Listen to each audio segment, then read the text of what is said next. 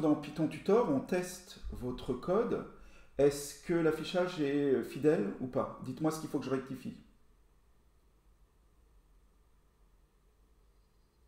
Le n égale i doit être à la ligne. Tout à fait. Et là, il va y avoir une indentation qui va se créer automatique. Ensuite, est-ce que là, ça ressemble à ce que vous souhaitez ou pas? Oui, mais la cinquième ligne, du coup, Oui. elle est fausse. Alors, dites-moi qu'est-ce qui est faux pour vous? Bah, parce qu'en fait, je voulais rajouter une liste, Oui. sauf que, bah, du coup, comme il n'y a pas de variable, Alors, on cherche à écrire la somme des carrés des n premiers entiers. La liste à laquelle vous pensez, elle aurait quel rôle?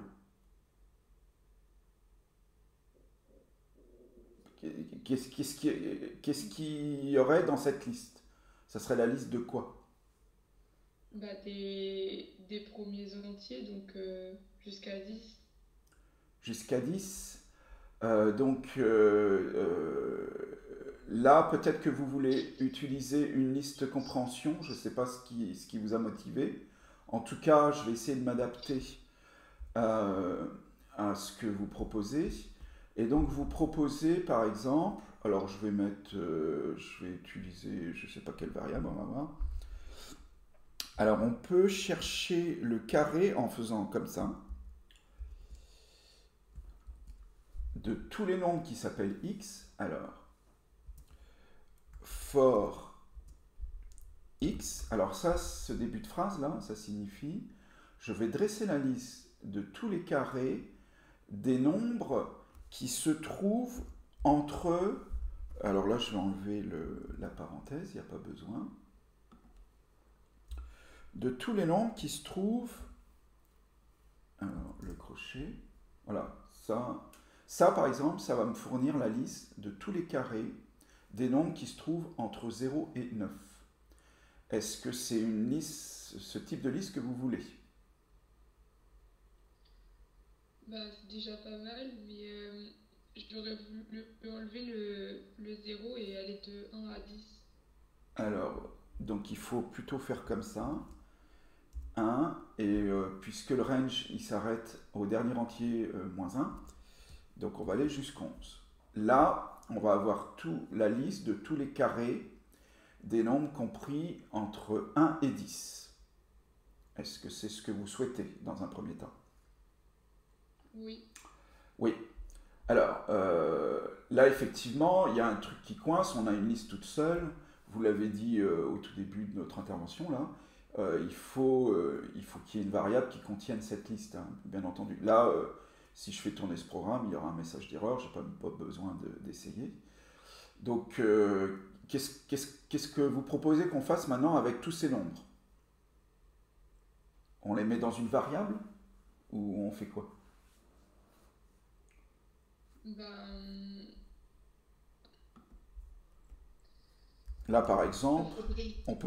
je vous fais une proposition, on peut faire ça. Je ne sais pas ce qu'on va faire avec, mais on peut faire ça. Ça initialise carré qui va être la liste de tous les nombres dont on a parlé. Ça vous convient? Ouais, mais du coup, il faut attribuer carré à la fonction f. Alors la fonction f, là, pour l'instant, elle a un paramètre qu'on appelle x, on peut l'appeler comme on veut.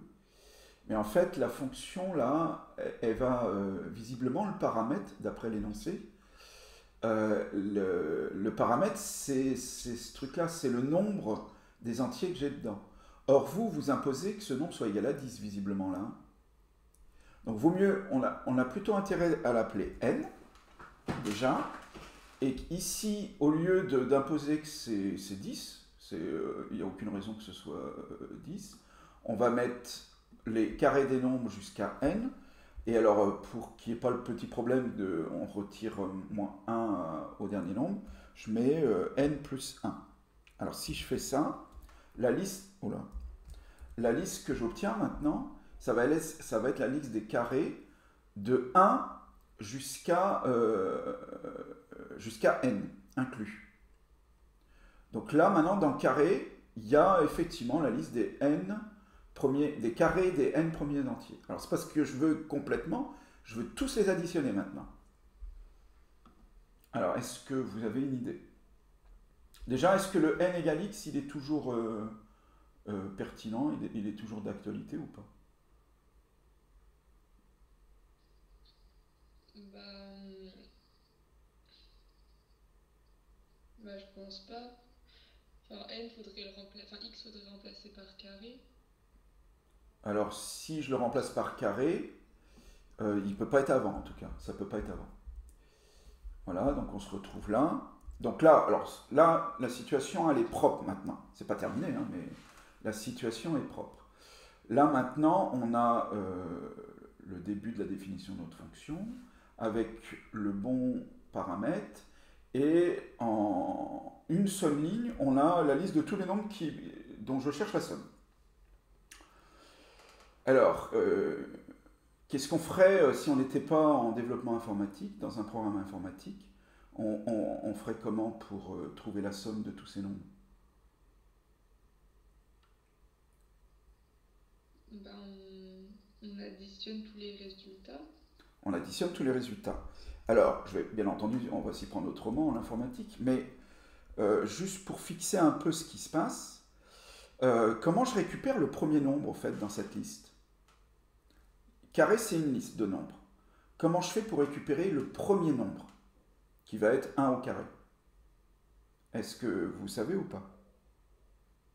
On fait return. Alors, sans parler de return pour l'instant, je veux juste récupérer la valeur du premier nombre de la liste carré.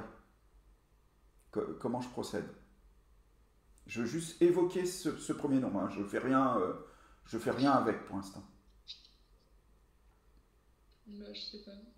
Alors, pour récupérer le premier terme d'une liste, il faut faire la chose suivante. Il faut écrire le nom de la liste et mettre entre crochets l'indice du premier nombre, c'est-à-dire 0. Les indices en informatique démarrent toujours à 0. C'est le premier nombre, hein, mais c'est un indice 0. Donc ça, par exemple, carré crochet 0, c'est le premier élément de la liste carrée, c'est-à-dire c'est 1 au carré. C'est 1. On peut même, tiens, on va tester un truc. On va commencer à faire tourner ce programme. Hein, là, il était trop imparfait, on va dire, pour le faire tourner tout de suite. Là, je vais vous expliquer comment on fait dans cet outil. Alors, donc, je suis dans pythontutor.org. J'ai écrit le programme dans la zone python.org. Qu'est-ce que je raconte? pythontutor.com. Et j'ai écrit un programme que je veux tester. Pour le tester, je clique sur Visualize Execution et je me retrouve là. Alors, on voit l'essentiel là dans le. Donc là, on voit le programme et on va le faire tourner. Sauf que là, il ne se passe pas grand-chose puisque j'appelle pas la fonction. Donc, il ne va rien se passer. J'appelle la fonction, je vais chercher la somme des, même si c'est pas prêt tout de suite, des 5 premiers entiers, ou 10 comme vous vouliez vous initialement. De toute façon, pour l'instant, ça fait rien. Je reclique sur Visual Executing, et là, ça me permet d'exécuter ce programme pas à pas. Et ici, dans cette zone-là, on va voir visuellement ce qui se passe dans la mémoire de votre ordinateur. Alors, pas à pas, ça veut dire qu'il faut que je clique une première fois sur Next, une deuxième fois, etc. Et on voit le nombre de pas qui servent à exécuter le programme. Et très souvent, ça aide à la compréhension du programme. Même si c'est nous qui l'écrivons, hein, on n'est pas obligé de bien comprendre tout ce qu'on écrit. Alors j'y vais. Je lance. La première étape, c'est, il a été voir la fonction qui est définie là. Il accorde une place en mémoire, mon programme, pour la fonction f. Il fait absolument rien pour l'instant. Là maintenant, je vais appeler la fonction avec un paramètre qui va être n égale 10. Donc, il initialise n à 10. Et maintenant, on va rentrer dans toutes les lignes du programme. dans un premier temps, alors on arrive à la première, hein, ça exécute que lorsque j'ai cliqué sur Next. Et là, qu'est-ce qui se passe? Alors là, il est en train de m'expliquer qu'on est en train de créer une itération, en fait. On va itérer pour créer la liste qu'on a évoquée tout à l'heure tous les deux. Bon, c'est technique, pour l'instant, il ne se passe pas grand-chose. Alors, là, ce qu'il va faire, à chaque next, a priori, alors je ne sais pas trop où on est rendu là, voilà, a priori, il va commencer, là, il commence véritablement son travail. Il gère le for x in range, donc il va démarrer par x égale 1, vous voyez, il y a x égale 1, et là, normalement, la liste carrée devra apparaître, non, pas tout à fait. Donc là, il nous explique tout ce qui va être itéré, donc alors là, bon, je vais un peu vite, on va aller jusqu'à 10, tac, et là, normalement, c'est à ce moment-là, il les crée tous d'un coup, alors, voilà, il crée tous les éléments de la liste carrés, d'un coup. 1, 4. Alors pour l'instant, on n'est pas encore rendu à l'étape où on met cette liste-là dans la variable carré. Vous voyez, elle n'apparaît nulle part. Je pense qu'elle va apparaître la ligne d'après. Voilà. Carré, désormais, est bien égal à ce que je veux. Ça me donne bien ce truc-là. Sauf que la fonction, dans l'état où je suis, dans l'état du programme où nous sommes rendus, elle retourne carré, crochet 0. Carré, crochet 0, vous voyez là, ça c'est les indices de la liste, et carré, crochet 0, ça va être le nombre 1. Donc ce qui va se passer là, à la dernière étape, hein, on est rendu au step 18 sur 19, il va me retourner, alors l'affichage, je ne sais plus trop où il est, on va voir, return value, il va me retourner carré, crochet 0. Donc là, pour l'instant, je n'ai... Alors, le boulot n'est pas terminé, bien entendu. Hein. On est en cours de réalisation de ce programme. Pour l'instant, je ne récupère que la valeur 1. Voilà. Alors, est-ce que, en regardant ce qui se passe là, avec des choses plus visuelles, est-ce que vous avez de nouvelles questions ou je poursuis ce que j'étais en train d'expliquer? Parce que là, j'étais en cours d'explication. Dites-moi. Bah, la variable carré, c'est. Est-ce qu'on est obligé de la nommer directement ou est-ce qu'on peut faire def n enfin f de n et mettre directement les crochets?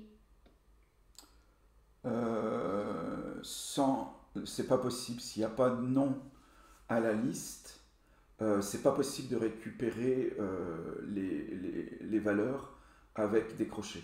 Les crochets sont forcément, ce crochet 0 là, il suit forcément le nom d'une liste. Donc là, la réponse à votre question, c'est pas possible de s'en passer. Alors, par contre, il y aurait peut-être d'autres méthodes pour se passer d'une liste. Hein. Là, au fait, si je fais...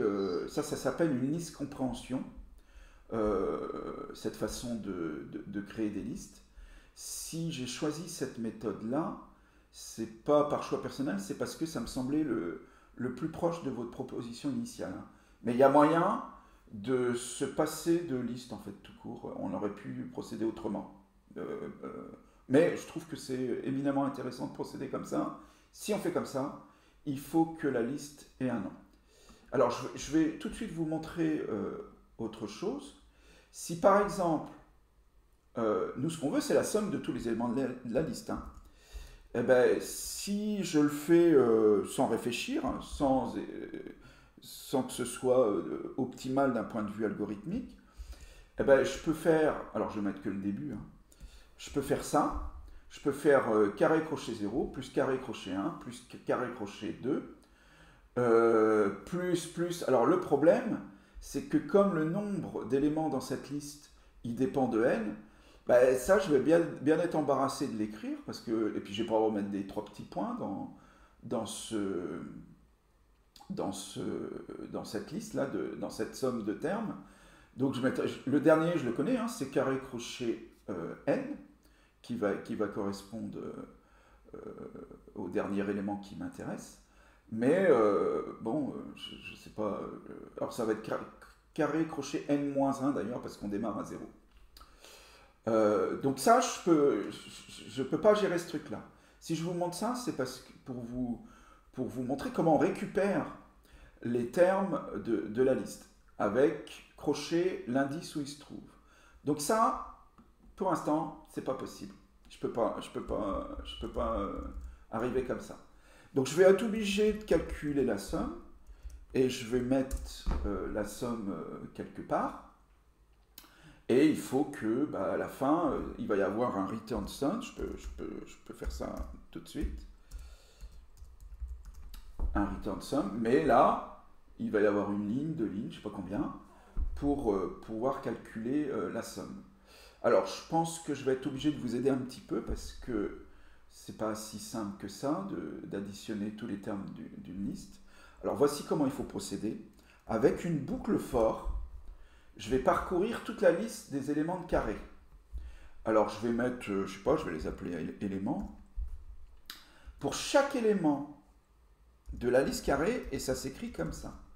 For element, alors ELT, pardon, in carré, donc pour chaque élément de carré, qu'est-ce que je vais faire? Ce que je veux, c'est additionner avec la somme des carrés précédents. C'est-à-dire au début, somme, il est égal à 0, on va dire. D'ailleurs, il va falloir l'initialiser ici, avant qu'on fasse la boucle. Je vais partir de somme égale 0, et à chaque tour de boucle, je vais rajouter le terme de la liste carrée correspondant. Comment on fait ça en développement informatique? On fait comme ça. Ça, là, ce que je suis en train d'écrire, alors je vais récupérer... Hop.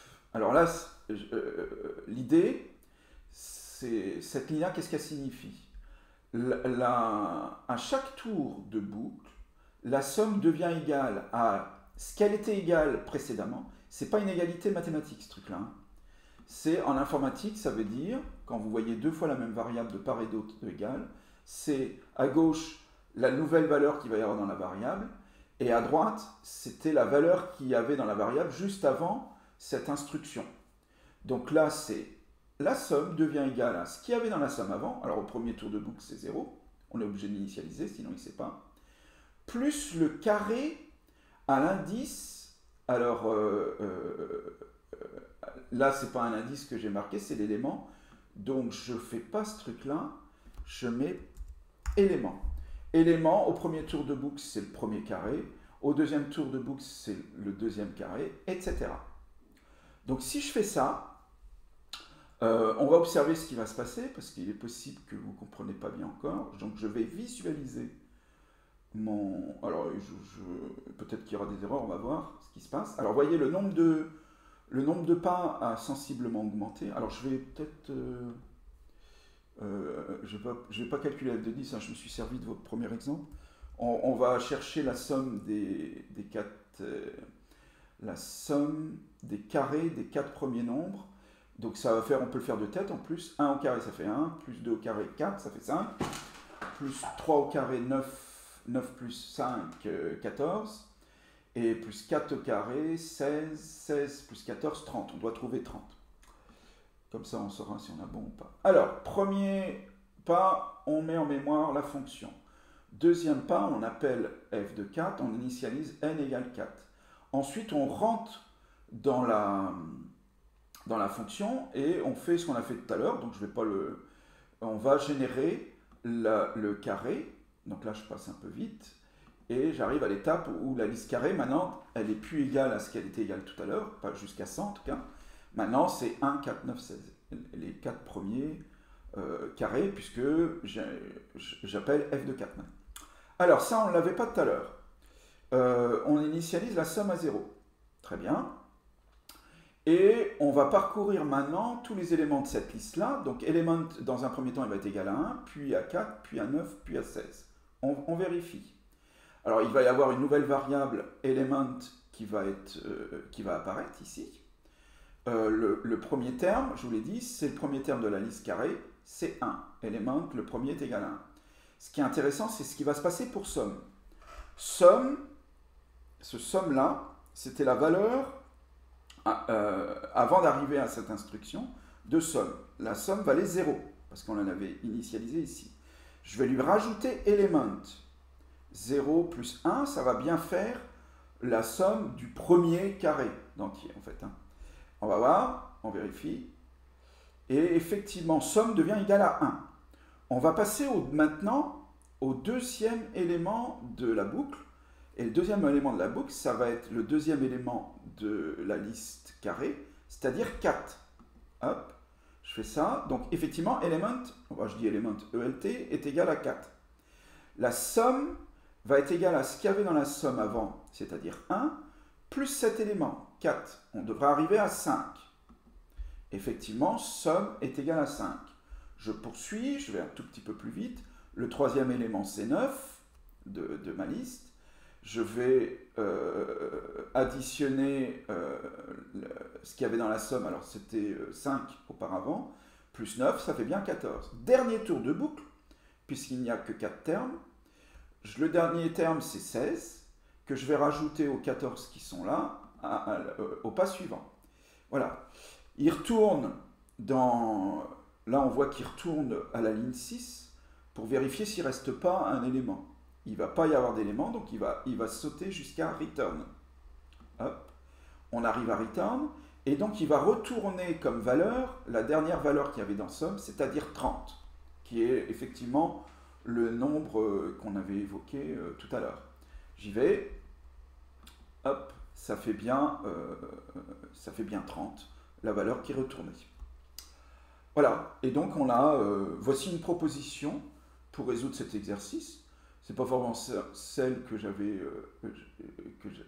à laquelle j'avais pensé initialement, mais celle-là, elle est très intéressante parce que on apprend à créer des listes avec la méthode des listes compréhension et on apprend à parcourir une liste avec une boucle for, ce qui est extrêmement pratique très souvent. Alors allez-y, vous pouvez me poser des questions, vous pouvez me demander de modifier des choses dans le programme, dites-moi. À vous.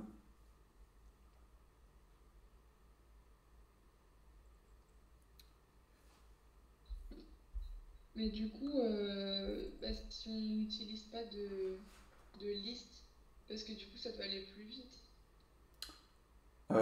Sans liste, ça irait plus vite, c'est ça? Je suppose, parce que... Là, et du coup, qu'est-ce que vous trouvez long dans ce programme? Là, vous avez l'intuition que c'est long. À quel moment vous trouvez qu'on peut gagner du temps? Ou gagner en nombre d'instructions, hein. Parce que ce qu'on peut s'amuser à faire maintenant, c'est d'écrire un autre programme et puis de comparer avec le nombre de pas. Si on arrive, alors, et puis il faudra faire avec 4. Hein. Est-ce que vous sentez de faire une autre proposition? Alors, j'ai bien entendu, hein, on se passe de liste. Vous avez une idée ou pas? Non, parce qu'à la base, j'étais partie sur l'idée des listes. Alors, je vais me mettre à votre place. Je vais en faire une, moi, de proposition. Alors, là, par exemple, je veux pas de liste. Je vous ai entendu, on ne veut pas de liste. Donc, ce que je vais faire, la structure de mon programme va ressembler quand même. Hein. Il faudra que je retourne la somme, quoi qu'il advienne.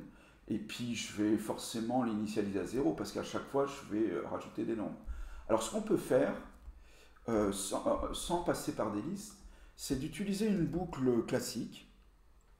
Alors, for i in range, alors on va mettre 1, parce qu'on démarre à 1.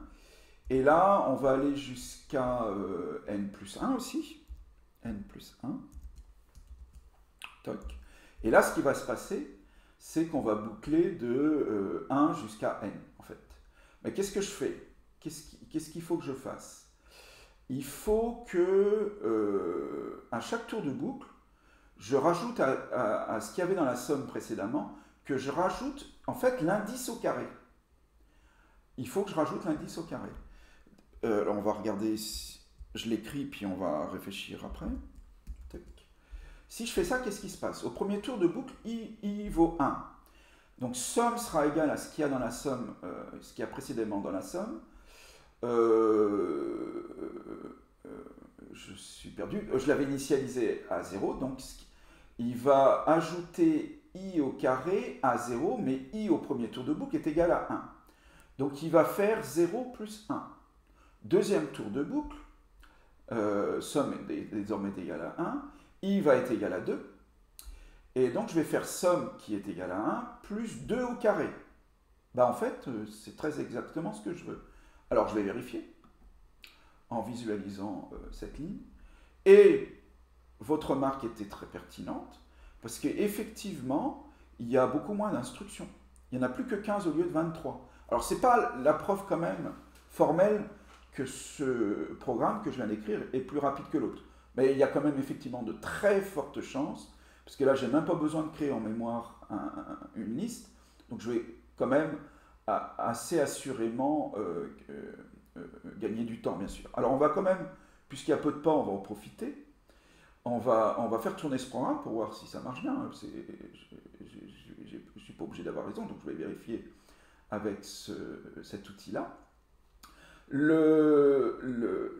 mise en mémoire de la fonction, j'appelle f de 4. Le début, c'est strictement la même chose. Sauf que là, il y a, à ce moment-là, tout à l'heure, il y avait la liste qui était créée, ça prenait un certain temps, hein, vous aviez raison. Hein. Je pense que vous avez dû être gêné par ça.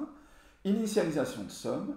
Je suis au premier tour de boucle de for i in range, i est bien égal à 1. La somme, la première étape, c'est 1, c'est 0 plus 1 au carré. Je passe à i égale 2, la somme désormais va être égale à 5, puisque je rajoute 2 au carré. Là, i égale 3, je rajoute 3 au carré, ça fait 14, etc. Les étapes intermédiaires, là par contre, pour le coup, sont les mêmes que pour la première proposition de code. Et voilà, je vais avoir mon return maintenant qui va être encore égal à 30. Alors, ça vous plaît mieux celui-là ou pas? Bah oui, parce que ça va plus vite. Mais en fait, j'ai l'impression qu'on peut, comment dire, faire directement la somme de tous les nombres de la liste sans à chaque fois revenir, enfin faire la somme du résultat précédent plus un nouveau terme de la suite, etc. Vous avez la sensation qu'on pourrait se passer de cette chose-là, c'est ça? Euh, C'est je me cette dis ligne-là, c'est la pourquoi ligne parce qu'on 6. aurait La ligne 6 vous embarrasse. On revient à chaque fois avec le résultat de la somme précédente, c'est ça? ouais, c'est ça. Je pense qu'on pourrait aller directement en calculant tout, enfin faire la somme directement de tous les termes de la suite. Oui, mais comme on ne connaît Enfin, pas tout n, le- comme on connaît pas n, c'est assez compliqué de se passer. Là, la ligne 6, elle est imposée par le fait qu'on soit dans une boucle. C'est c'est vraiment bon, très très récurrent en développement informatique qu'on utilise ce type d'astuce dans une boucle. Mais ce que vous proposez, il faudrait, pour qu'on puisse écrire ça sur une seule ligne de code, il faudrait qu'on puisse se passer de boucle. Mais comme on ne connaît pas n, là, alors je ne vais même pas, tout à l'heure j'ai essayé de prospecter dans votre sens, mais là je ne vais même pas essayer parce que une seule ligne où on additionne tous les carrés d'un coup, c'est strictement impossible dans la mesure où on ne connaît pas n. On pourrait le faire, vous avez vu dans votre première proposition de programme, vous avez imposé n égale 10. Dans ce cas-là, vous auriez pu le faire. Vraiment, vous auriez pu le faire. Mais moi, ce qui m'intéresse, on est dans l'élaboration d'un programme informatique, il faut qu'il soit pratique. Il ne faut pas qu'il marche que pour 10, il faut qu'il marche pour tous les nombres. Donc, non, je peux répondre de manière assurée à votre demande. Non, c'est pas possible. Ok. Mais est-ce que f de n, il faut encore le mettre ou pas? Non, là, très souvent, quand on demande un petit travail spécifique à un programme, on l'installe dans une fonction. Pourquoi? Parce qu'elle peut être très facilement réutilisée dans un autre programme. Donc là, pour le coup, def n'est pas indispensable. Par contre, Euh, alors je vais le modifier. Je vais modifier. Si on n'utilise pas de fonction, on va faire la chose suivante. Alors là, est-ce que je peux enlever l'indentation facilement? Ouais, super. Je ne vais plus avoir F2.4. Là, ce qui peut se faire, c'est vous solliciter l'utilisateur. Vous demandez à l'utilisateur. Alors attendez, on va mettre le n va être égal à input. Vous allez solliciter l'utilisateur. Nombre d'entiers, je ne sais pas comment dire. Nombre d'entiers. Tac. On va lui demander ça, l'utilisateur. La valeur qui va rentrer pour le programme, c'est une valeur, c'est une chaîne de caractères. Si vous rentrez 4, et pour lui, ça sera le caractère 4. Donc pour pouvoir manipuler des noms, parce que c'est quand même des noms après, on convertit ce résultat en entier. Voilà. Donc là, l'utilisateur, il va rentrer le nombre qu'il veut, parce qu'il faut que le programme marche quand même avec n'importe quel n, hein, sinon c'est infernal. Et là, je vais initialiser somme égale 0. La boucle, ça va être strictement la même. J'ai pas de return. Par contre, il faut que j'affiche le résultat. Donc, on va le mettre dans un print. Print la somme des... On va faire ça correctement. Alors là, on va mettre n.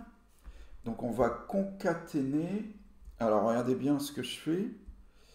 Je veux pouvoir écrire, si l'utilisateur il a marqué 4 pour n, je voudrais écrire la somme des 4 des carrés. Alors d'ailleurs, ça va être là. La somme des carrés, il n'y a pas de...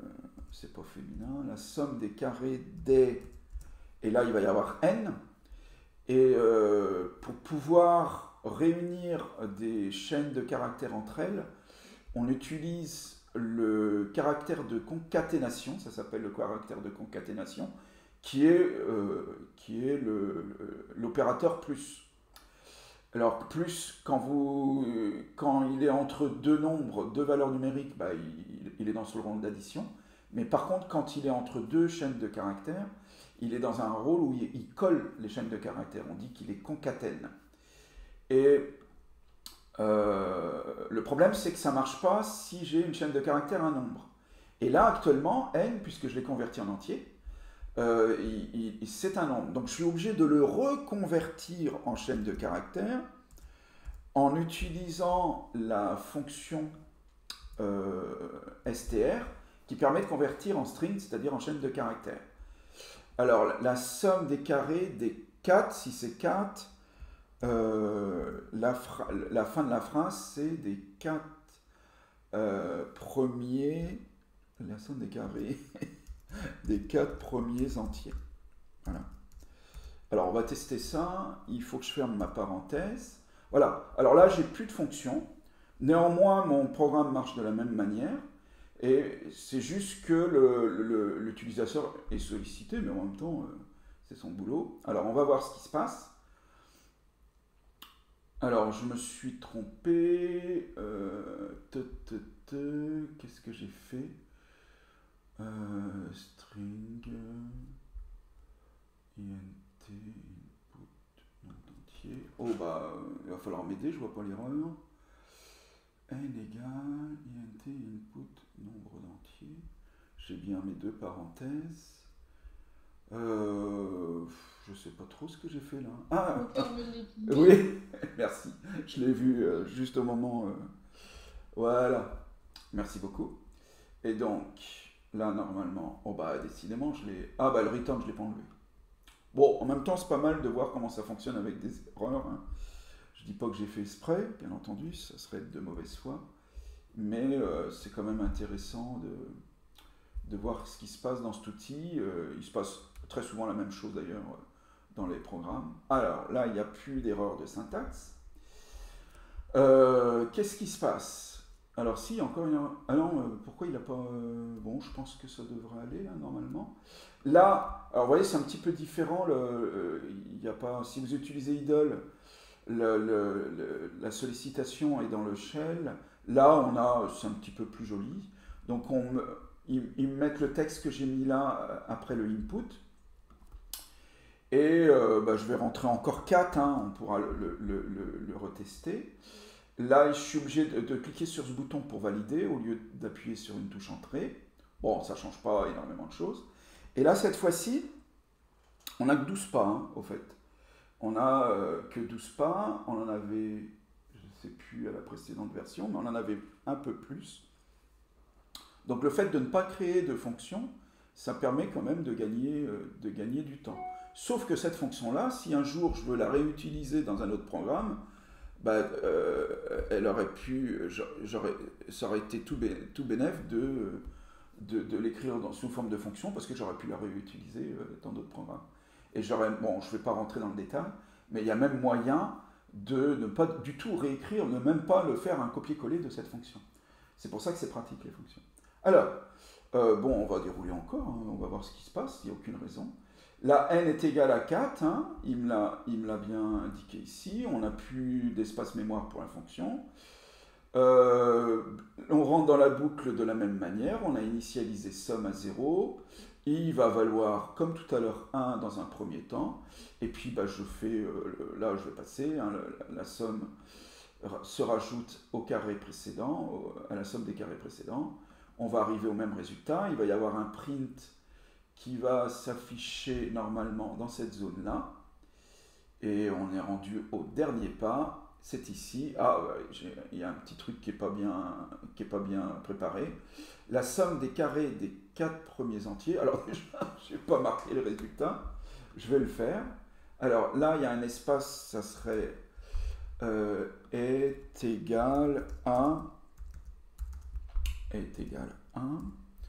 Et là, il faut que je mette le résultat. Quel est le résultat? C'est somme. Donc je vais encore utiliser l'outil de concaténation avec somme. Mais somme, c'est un nombre. Donc il faut que je le convertisse en chaîne de caractères en faisant somme. Hop. Est-ce que je vais faire encore une bêtise? Alors là, je ne vais pas vous embêter, bien entendu, avec le fait de refaire le programme pas à pas. Il suffit que je clique sur le bouton lest pour arriver tout de suite à la version finale. Alors j'ai encore mal, c'est pas très grave, je ne le refais pas. La somme des carrés des 4 premiers entiers est égale à 30, qui est toujours le résultat que je voulais obtenir. Voilà, donc voilà la version du programme sans fonction. Je suis à votre écoute si vous avez d'autres questions autour de ce programme. N'hésitez pas, on a du temps. Est-ce qu'on peut définir une fonction pour le programme, mais en sollicitant quand même l'utilisateur, comme ça on peut réutiliser cette boucle plus tard, puisqu'on a une fonction? Ouais, tout à fait. Alors, j'ai pas conservé en mémoire, c'est pas bien ce que j'ai fait, bon, c'est pas grave. Vous avez un peu en tête comment était la fonction tout à l'heure. Hein. On peut démarrer par la même sollicitation auprès de l'utilisateur, la même ligne là. Attendez, je vais mettre qu'on voit les numéros de ligne. Tiens, si j'ai besoin, je mets un espace là parce que c'était un peu disgracieux. Donc on peut, dans le programme où on a utilisé la fonction, on peut démarrer de la même manière, n égale. Ici, il y avait def, on écrit exactement la même fonction, et pour le faire tourner, vous vous rappelez, j'étais revenu, j'avais quitté l'indentation parce qu'on n'était plus à l'intérieur de la fonction, j'étais en début de ligne et j'avais mis F4. Et bien là, au lieu de mettre F4, je vais mettre le nombre que m'a donné l'utilisateur, et donc je mettrai Fn. Je répète, donc par rapport à la structure précédente, vous mettez la même ligne 3 au tout début du programme, puis la même fonction def, il n'y a absolument rien de changé, et au lieu du F4 que j'avais indiqué à la fin du programme, vous mettez F de n. Et là, pour le coup, le programme devient optimal. Hein. Enfin, optimal. On a vu qu'il y avait moins de pas dans cette version-là que dans la version avec fonction, mais l'intérêt de la fonction, c'est qu'elle peut être réutilisée. Est-ce que ça répond à votre question? Du coup, def f, on la met entre la ligne 3 et la ligne 4. Là. Ouais, c'est ça. Alors la structure, je vais vous mettre que la structure, je réécris pas tout, hein. Def, f. Alors, je suis pas. N, je peux le laisser. Je peux mettre une autre variable, hein. En règle générale, on essaye de mettre un nom différent de ce paramètre-là à une variable dans le. Même si c'est la même, hein, ça va être celle qui va être utilisée comme paramètre. Mais c'est pas gênant si on met la même. Donc là, je ne m'embarrasse pas. Donc là, il va y avoir. Alors je laisse ces trucs-là. Là, il va y avoir la réponse, hein. La réponse va être la même. Et là, je vais appeler la fonction f. Pardon. Et là, j'appelle la fonction en fait, qui va retourner somme. Alors, non, il faut que je m'y prenne autrement. Là, ça va pas. Il faut que ce soit dans l'affichage. Donc là, il va y avoir un print. Spreen, ça va être 4, hein, des 4 premières entrées est égal. Et c'est là qu'il faut que j'appelle ma fonction qui s'appelle f. Et si j'appelle la fonction avec le paramètre qu'a rentré l'utilisateur, donc n, l'affichage, ça va être, j'arrive pas à trouver mes parenthèses, voilà. L'affichage, ça va être ce que va retourner la fonction. Alors là, je remets, hein, hop, je fais ça. Et là, le return est ici. Return, je sais pas quoi, somme. Pour pouvoir discuter, je suis obligé de réécrire un minimum. Je crois qu'en fait, j'ai réécrit la fonction telle qu'elle était tout à l'heure. Là, ce qui m'intéresse, c'est ce que retourne la fonction, c'est-à-dire la somme des carrés des premiers entiers. Donc, au niveau de l'affichage, quand je vais marquer la somme des carrés des machins des 4 premiers entiers est égal à fn, ça va me donner le somme qui est retourné ici. Et donc c'est le résultat que je veux afficher et que je convertis en chaîne de caractères pour pouvoir utiliser l'outil de concaténation. On va le tester.